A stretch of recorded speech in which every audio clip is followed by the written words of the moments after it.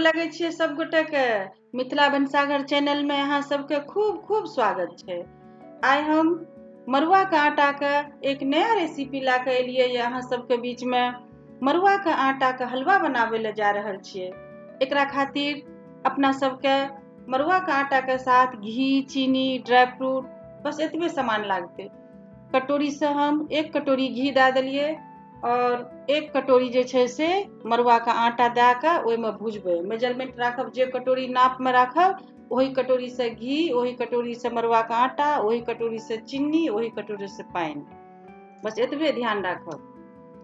त घी दे देलियै पहिने और ओइ में जे छै से मरुआ के आटा के दे के खूब बढ़िया से भुजबै। अपना सबके जेना आटा के हलवा बनबै छियै त भुजल भए जाइ छै त एगो सुंधा सुंधा खुशबू आवे लागे छै, तहिना इहो आटा में से एतै।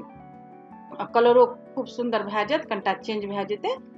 त अपना सब अहिना मीडियम आंच पर एकदम मीडियम में सीम, गैस के सीम क के तब भुजबै। 10 से 12 मिनट जब भुजबै त आटा भुजा जायत, तब ओइ में जे छै से कुछ किशमिश दे दियौ।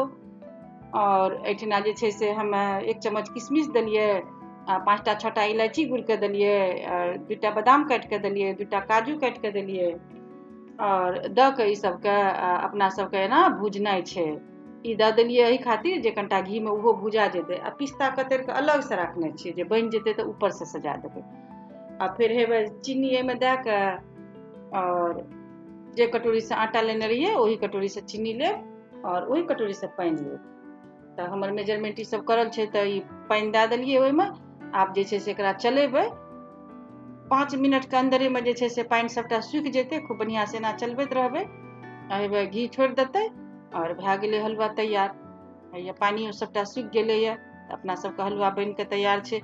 बहुत सॉफ्ट सॉफ्ट बनै छै, बहुत सुंदर लागै छै। अहाँ त बेसन के हलवा, सूजी के हलवा सब भूल जायब। एक बेर बना के जितिया पाबनि में एहि बेर अवश्य खाइयो। बूढ़ पुरान के जिनका रोटी खाए में दिक्कत, उनका हलवा बना के जरूर दियो। तो ओइ में ड्राई फ्रूट और कम देब या मिक्सी ग्राइंडर में कति पीस के दे देब। जेहन खाए के हुए मन तेहन बना के खाओ।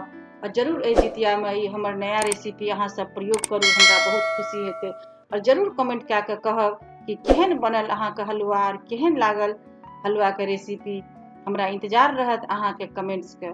यदि पसंद हुए त लाइक, कमेंट, शेयर जरूर करब। सब्सक्राइब अगर नहीं केने हेबै त सब्सक्राइबो क लेब।